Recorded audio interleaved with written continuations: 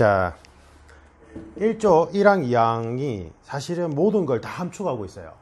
그래서 전문을 해야 되는데 전문은 할 내용이 너무 많아 가지고요. 그래서 우리나라 헌법은 전문과 부칙을 제외하고도 모두 130개의 조문으로 구성되어 있어요. 그래서 1장은 총강인데, 그러니까 모든 내용을 다 포괄하고 있다고 생각하시면 돼요. 1장 안에 있는 조문들이. 그래서 1장 안에 있는 조문들이 제일 중요합니다.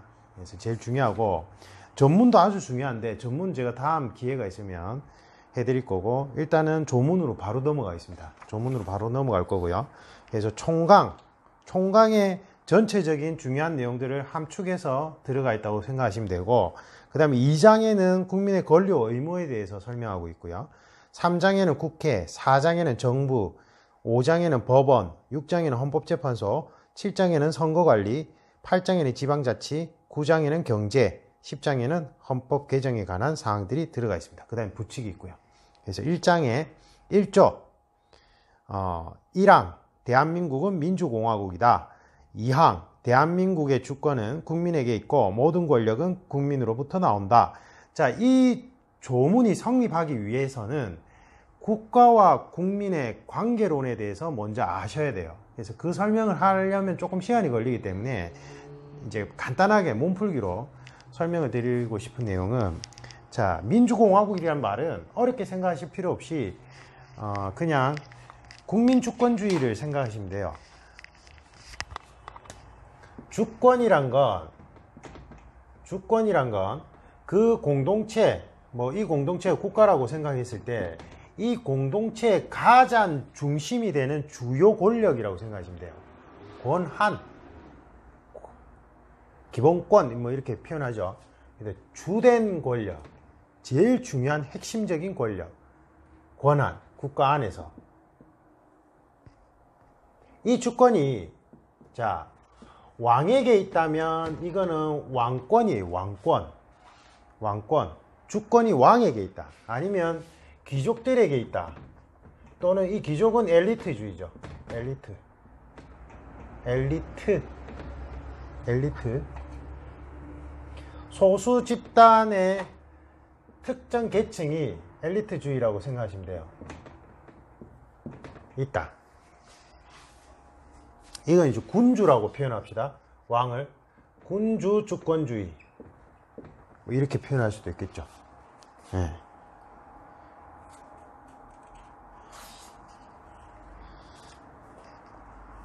그 다음에 군주가 마음대로 하는 게 아니라 왕은 있는데, 왕이 통치하긴 하는데 왕이 헌법에 의해서 통치를 해라, 어떤 일정한 법률 시스템 하에서 왕이 통치하라. 이게 입헌군주주의예요. 입헌군주제입니다. 그냥 군주제는 왕이 자기 마음대로 하는 거예요. 귀족들하고 이렇게 정치 노름하면서.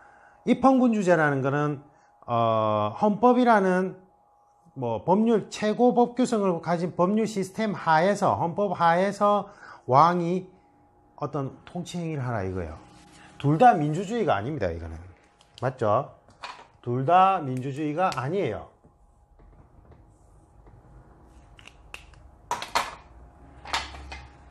입헌군주제든 군주제든 둘 다 민주주의가 아닙니다. 그러면 제가 퀴즈를 내드릴게요. 정도전에 민본주의는 백성이 나라의 근간이다 라는 민본주의는 민주주의와 어떤 관계일까요? 이것도 민주주의가 아닙니다.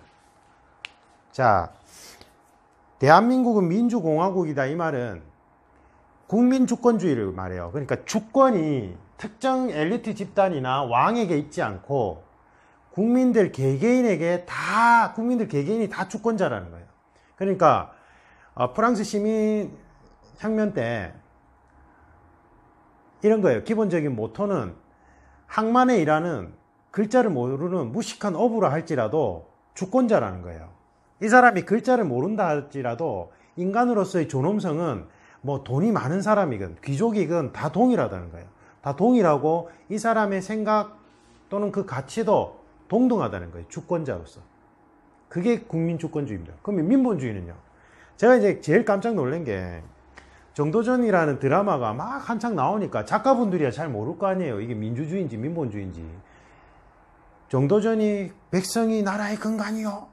왕들은 이렇게 신하들이 이렇게 과거를 통과한 신하들 사이에서 치열한 경쟁을 통해서 살아남은 사람이 재상이 되고, 재상이 국가의 통치 운영을 할 때는 항상 백성이 근본임을 잊지 않고 뭘 해야 돼요. 이거는 뭐예요?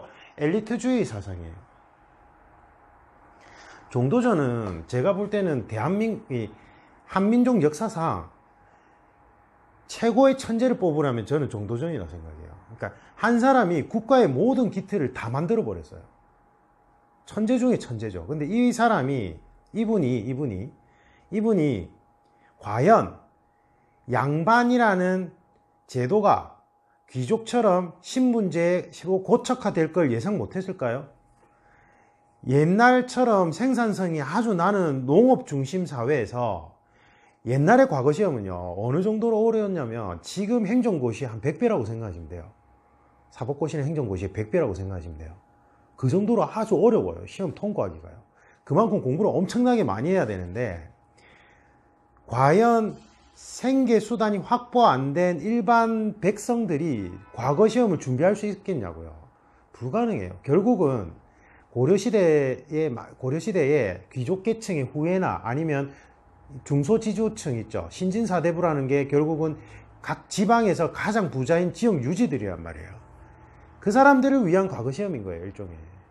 그럼 그 사람들 안에서 과거 시험을 보고 그 사람들 안에서 살아남은 몇몇 엘리트들이 국가를 통치하자 이거예요. 그러니까 민본주의란 건 백성이 주권자라는 개념이 아니라 백성을 돌봐야 될 대상으로 생각하는 거예요. 그래서 저는 계몽주의도 별로 안 좋아해요. 솔직히 말하면. 시골에 계신 어르신들이 글자를 모르고 뭘 모른다고 해서 이 분들의 삶의 지혜가 낮을까요? 저는 그렇게 생각 안 하거든요. 그러니까 계몽주의란 건 계도 대상으로 보는 거예요. 물론 이제 예를 들면 옛날에 이제 중세 시대 때 노예로 오래 살아오다 보니까 노예 근성이 있어서 본인이 주권자라는 자각이 없어서 주권자라는 걸 알려드려야 된다. 계몽주의 사상 이런 측면에 긍정적인 측면이 있지만 위험성이 그런 게 있다고요. 그러니까 민본주의란 건 백성들이 주권자라는 게 아니라 내가 엘리트인 내가 초엘리트인 내가 있는 집 자식으로 태어난 내가 우리들이 지배계층이 피지배계층인 백성들을 잘 도닥거리면서 잘 먹고 잘 살 수 있게끔 우리가 너희들을 위해서 통치해 줄게.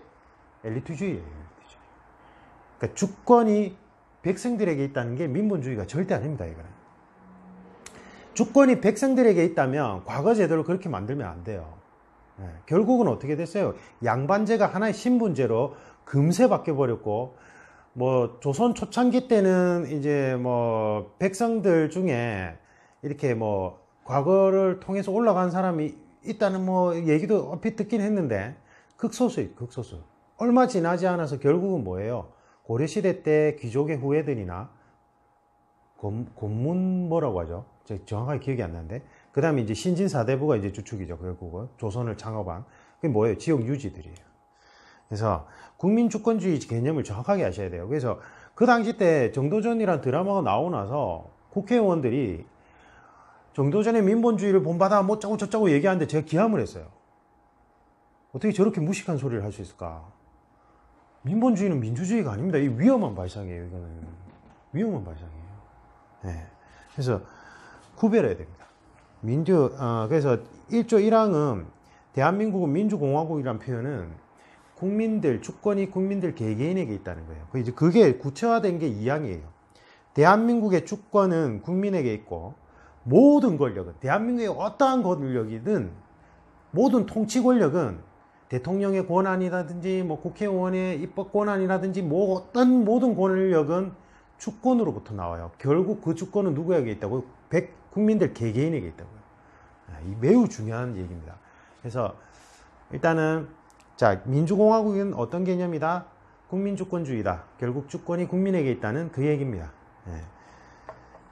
2항을 설명하려면 좀 내용이 길어지기 때문에 다음 편에 이양에 대해서, 그러니까 국가와 국민의 관계는 어떠한 관계냐 본질적으로, 그리고 그 관계를 형성함에 있어서 중요하게 잡아야 되는 고려사항은 뭐냐, 죄송합니다 목이 고려사항은 뭐냐 이거예요. 여기 7층이거든요 제가 옥상 정원을 제 컨설팅사가 독점으로 사용해요. 바로 앞에 딱 옥상 정원이 있는데 안 좋은 게 모기가 많아요. 이상입니다. 다음 시간에 정말 중요한 내용 설명드리겠습니다. 감사합니다.